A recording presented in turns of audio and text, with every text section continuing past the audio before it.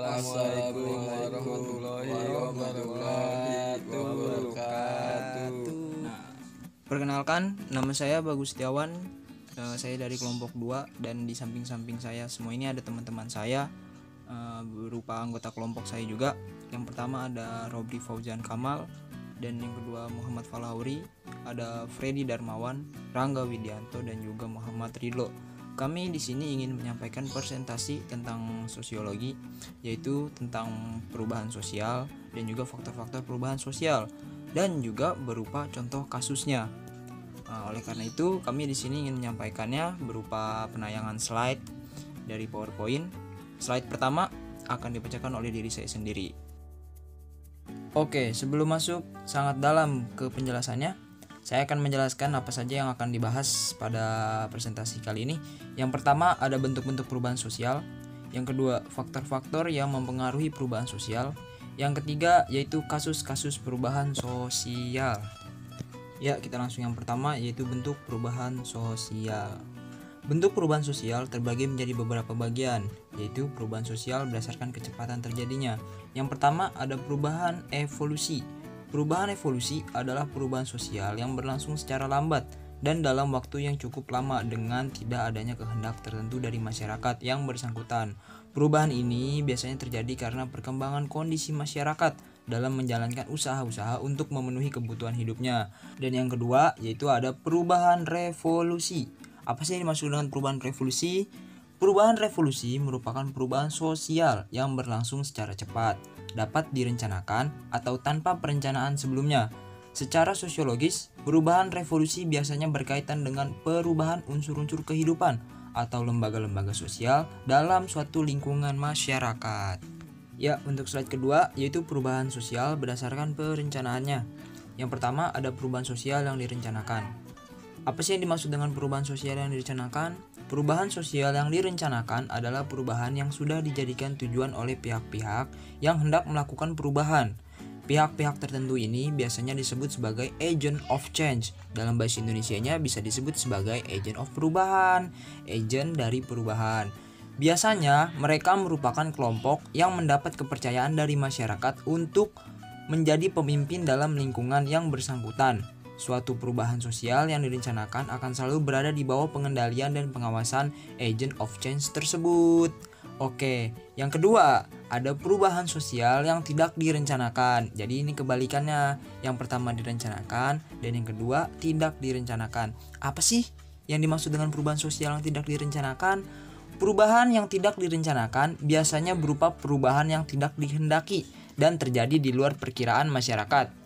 Perubahan ini sering memicu masalah-masalah baru karena perubahan tersebut muncul secara tiba-tiba. Contohnya adalah kasus tsunami yang terjadi di Aceh.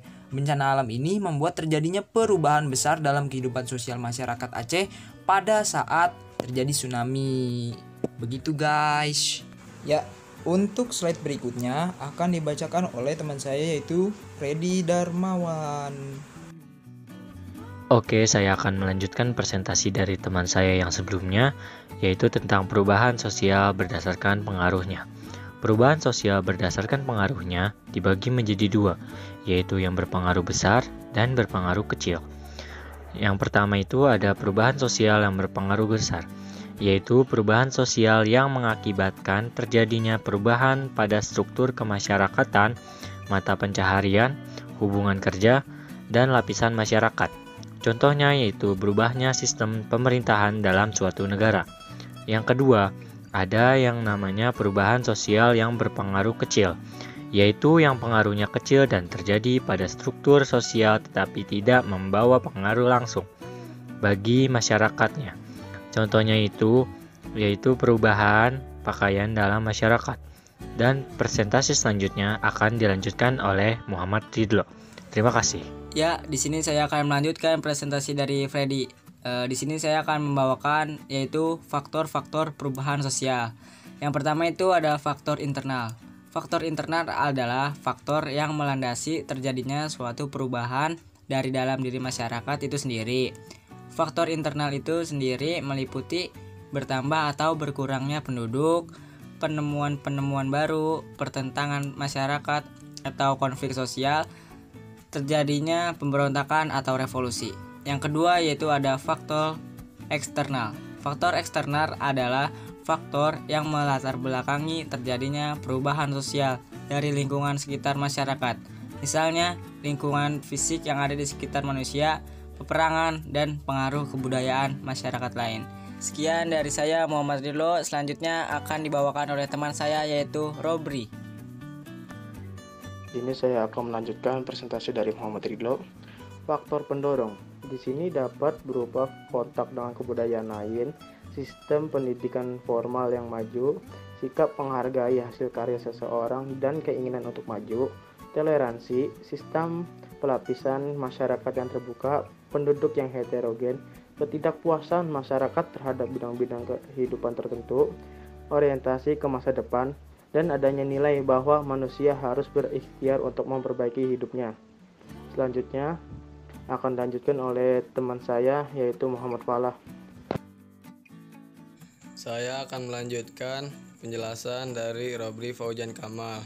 Faktor penghambat terjadinya perubahan sosial bisa terjadi karena beberapa hal, yaitu lantaran kurangnya hubungan dengan masyarakat lain, perkembangan ilmu pengetahuan yang terlambat, sikap masyarakat yang masih mengagungkan tradisi masa lampau, dan cenderung konservatif. Selanjutnya akan dilanjutkan oleh Rangga Widianto.